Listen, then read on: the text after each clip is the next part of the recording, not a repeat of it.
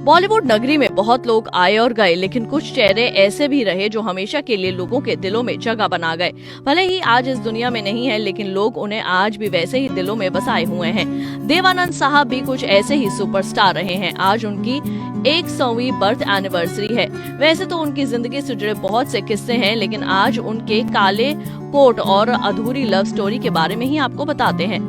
26 सितंबर 1923 को पंजाब के शंकरगढ़ में पैदा हुए देवानंद का असली नाम धर्मदेव पिशोरीमल आनंद था। देव साहब पहले आर्मी में भर्ती होने का सपना देखते थे, लेकिन कुछ कारणों के चलते उनकी सिलेक्शन नहीं हो पाई। उसके बाद उन्होंने दूसरी नौकरी की। जब उन्होंने अशोक कुमार की फिल्म अछूत कन्या और किस्मत देखी तो एक्टर बनने का फैसला किया। साल 1940 में वे एक्टर बनने का सपना लेकर मुंबई आ गए, लेकिन 6 साल के लंबे स्ट्रगल के बाद उनकी पहली फिल्म हम एक हैं आई। उसके बाद वे फिल्मी दुनिया में पूरी तरह एक्टिव हो गए और उन्होंने अपने करियर में लगभग 116 फिल्में की। देव साहब इतने हैंडसम थे कि उनकी लुक्स पर हजारों लड़कियां फिदा थीं और लड़कियों की दीवानगी इस कदर कि कोर्ट ने उनके काला कोट पहनने पर रोक लगा दी थी। दरअसल कहा जाता है कि जब आनंद साहब काला कोट पहनकर निकलते थे तो उन्हें देखने के लिए लड़कियां छतों से कूद जाया करती थी। देव अक्सर सफेद शर्ट और काला कोट पहनते थे और जब वे पब्लिक प्लेस पर बाहर निकलते थे तो उनकी झलक देखने के लिए लड़कियां कुछ भी कर गुजरने को तैयार हो जाती थी। इसे देखते हुए कोर्ट ने देवानंद के काले रंग के सूट पहनने पर प्रतिबंध लगा दिया था और ऐसा इतिहास में पहली बार हुआ था कि जब कोर्ट को किसी के पहनावे के बारे में दखल देना पड़ा था। है ना मजेदार किस्सा। हालांकि हजारों लड़कियों की चाहत बने देव की खुद मोहब्बत अधूरी रह गई। उनका नाम भी उन आशिकों में ही आता है जिनका प्यार अधूरा रह गया। दरअसल देव एक्ट्रेस सुरैया से प्यार में पड़ गए थे। सुरैया, जिनका पूरा नाम सुरैया जमाल शेख था, वे एक्टर भी थीं और गायिका भी। 1943 में आई फिल्म इशारा के चलते रातों रात स्टार बन गई थीं। फिल्म विद्या के सेट पर दोनों करीब आए थे, लेकिन दोनों के प्यार के बीच मजहब आ गया।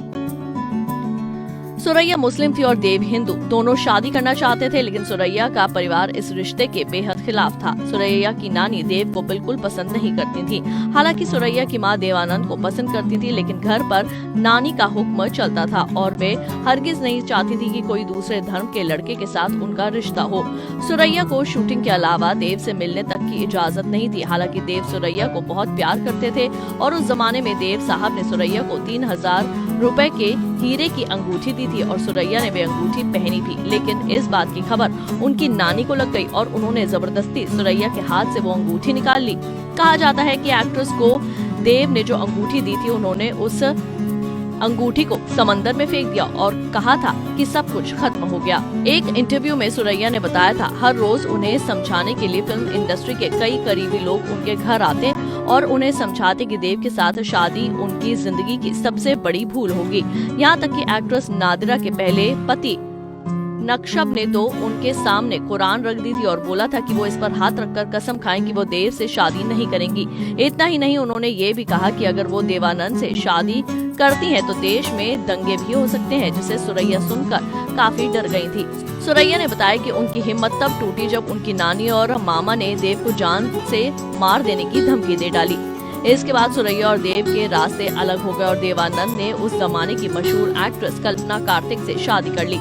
लेकिन सुरैया इस बात से इतना आहत हुई कि पूरी उम्र उन्होंने कुंवारे रहने का फैसला किया और पूरी उम्र देव के प्यार में ही खोई रही। हालांकि कहा जाता है कि सुरैया ने देव के पास वापस लौटने का भी फैसला किया था, लेकिन तब तक बहुत देर हो चुकी थी। देव शादी कर किसी और के हो चुके थे। 31 जनवरी 2004 को जब सुरैया का निधन हुआ तो हर किसी को उम्मीद थी कि आखिरी विदाई देने देवानंद जरूर आएंगे, लेकिन वो नहीं आए और इस तरह ये लव स्टोरी खत्म हो गई। वहीं 3 दिसंबर 2011 को देवानंद ने भी हमेशा के लिए इस दुनिया को अलविदा कह दिया। आपको हमारा ये पैकेज कैसा लगा? लाइक और शेयर करना ना भूलें। नारी से जुड़ी मोर अपडेट्स के लिए हमारे इंस्टाग्राम को फॉलो, फेसबुक को लाइक और यूट्यूब चैनल सब्सक्राइब करना ना भूलें।